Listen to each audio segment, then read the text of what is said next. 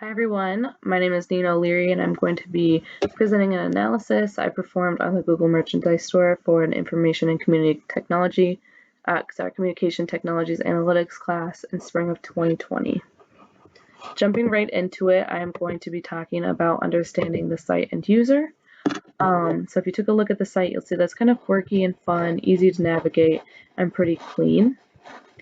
And then if you take a look at the user, you'll see that the most common ages between 25 and 34, and that the genders around the demographics of the user, there's slightly more female than male that visit this website.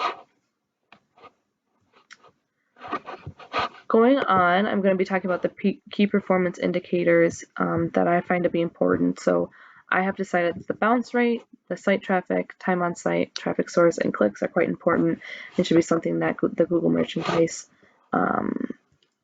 website should be focusing on.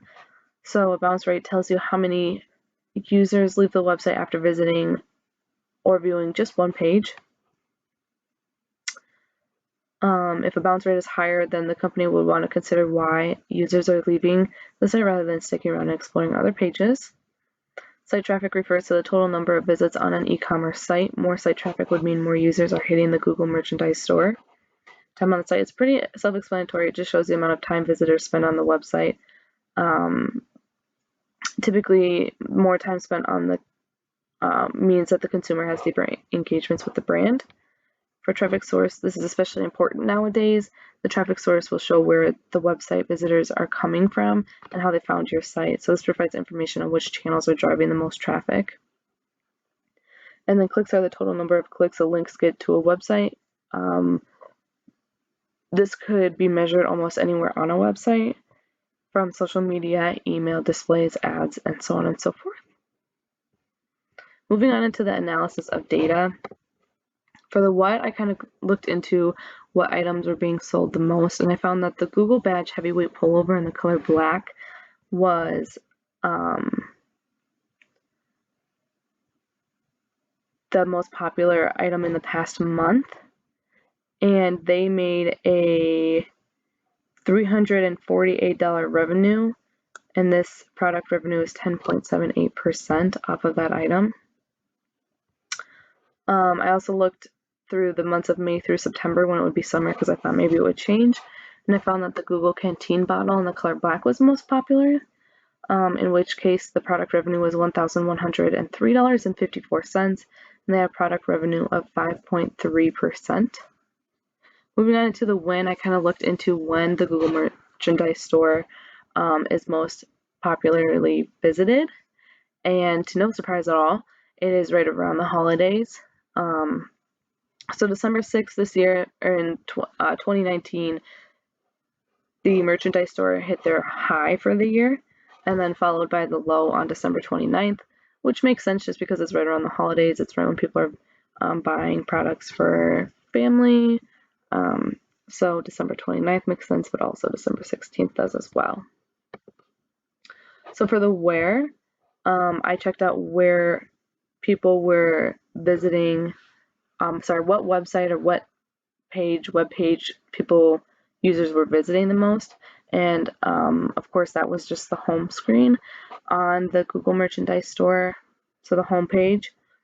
And that had 42,628 visitors, followed by the store.html, which only had 15,378 visitors. So it's clear that most people stop visiting or stop viewing once they hit the home page. They exit out. However, some people do continue to view. Taking a look at the how, I wanted to know how people found themselves at or on the Google Merchandise Store, and it shows that most people found the Google Merchandise Store just through organic search at 58.8%, and then direct search was 16%, followed by referrals at 12.6%. And then there are quite a few other ways to get there as well, but those are the most popular ones.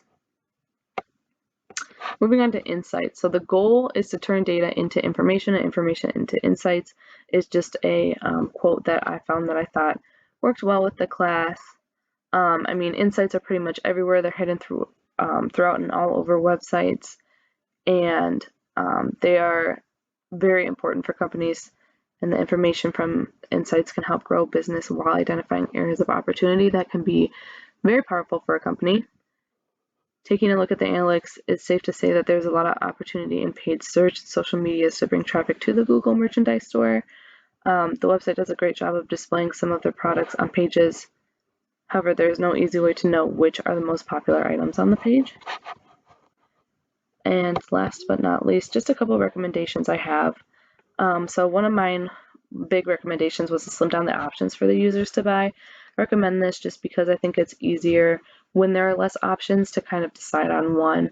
It's like when I go to a restaurant and if the menu is 5 pages long, I get overwhelmed and just stick with something that I typically buy, like chicken strips, when I could try something phenomenal like oysters, just because there's so many different options. Also, I'm a really big advocate for reviews. I read reviews. I research reviews before I purchase an item, and I research an item before I purchase it. And one way to do that is through reviews to see kind of what other people thought on the item. And I think that that would be really helpful for the users. And then also seasonal items. So you saw that in the winter, the hoodie was most popular, and in May through September, the canteen was most popular. So maybe it'd be easier to either split the products up by season, or even just when slimming down the options for the users to buy, have the canteens during those months and have the hoodies during the winter months, but it would just be easier because people, again, wouldn't have to be searching so thoroughly. I hope you guys enjoyed my analysis of the Google Merchandise Store, and I look forward to reading and viewing all of yours.